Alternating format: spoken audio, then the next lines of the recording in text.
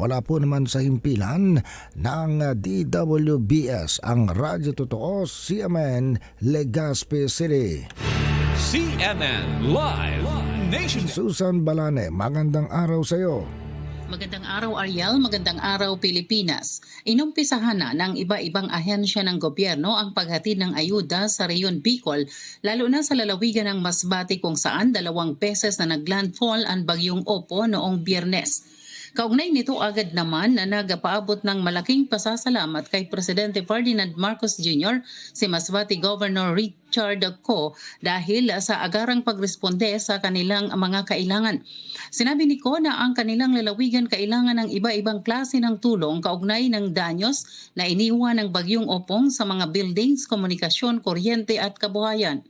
Inamin ni Governor Ko na hirap sila ngayong makakuha ng food supplies at pag-aayos ng mga winasak na kabahayan ang malaking hamon sa kanila sa ngayon dahil walang matirahan ng ligtas na lugar ang mga apektado ng bagyo. Kritikal din umano ang medical care at medical supplies at kailangan ding maibangon ang kabuhayan lalo ng mga magsasaka na dapat nasa panahonan ng anihan. Samantala, ayon naman kay Office of the Civil Defense Bicol o OCD5 Assistant Regional Director Cesar Adornado, lahat ng relevant government agencies ay nagtutulungan upang masiguro na ang mga tulong makakarating sa mga matinding na apektuhan ng bagyo. Ang Bicol DRRMC nagsasagawa ng assessment sa lalawigan ng Masbate kasama ang Department of Social Welfare and Development, Department of Health at Philippine Air Force. Ang DOH Bicol nagbigay ng sobra 1.4 million pesos na halaga ng mga gamot, water containers, hygiene kits, breastfeeding kits at surgical mask.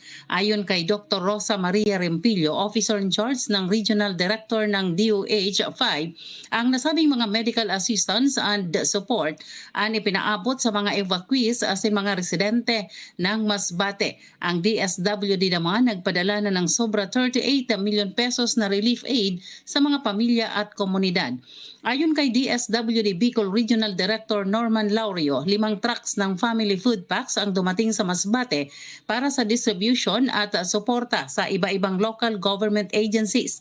Ayon sa kanya, inumpisahan na ng mga social workers ang assessment at verifikasyon para sa potential assistance sa lahat ng apektadong pamilya, lalo sa mga magsasaka at mangingisda. Ang Department of Energy ay siniguro naman na ginagawa ang lahat upang maibalik sa lalong madaling panahon ang supply ng kuryente at energy services sa mga lugar na matinding tinamaan ni Opong.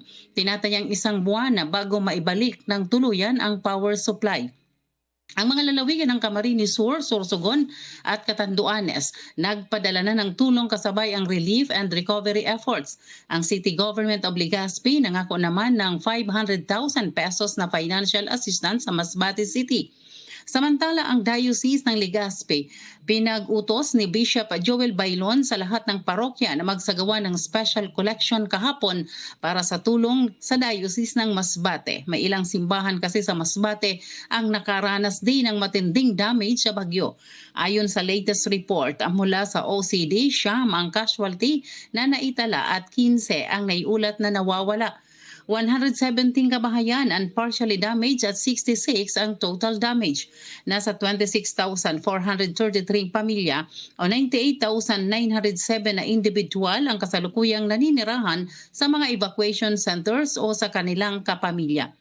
Mula dito sa Albay, ako si Susan Balane ng DWBS Radyo Totoo, CMN Legazpi, nag-uulat para sa CMN Pilipinas. CMN Live Nationwide.